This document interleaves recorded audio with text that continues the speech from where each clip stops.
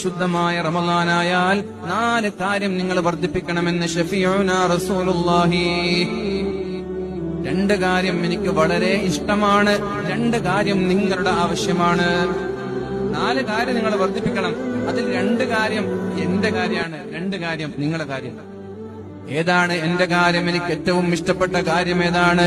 ഒന്ന്, അശ്ഹദു അല്ലാ ഇലാഹ ഇല്ലല്ലാഹ് അസ്തഗ്ഫിറുല്ലാഹ്. ഇത് എന്റെ കാര്യമാണ്.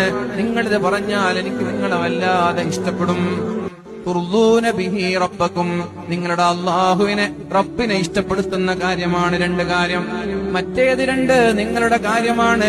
അസ്അലുകൽ ജന്ന, പടച്ചോനെ എനിക്ക് സ്വർഗ്ഗം തരണം. ഇത് അല്ലാഹുവിന്റെ കാര്യമല്ല, ഇത് ഞങ്ങളുടെ കാര്യമാണ്.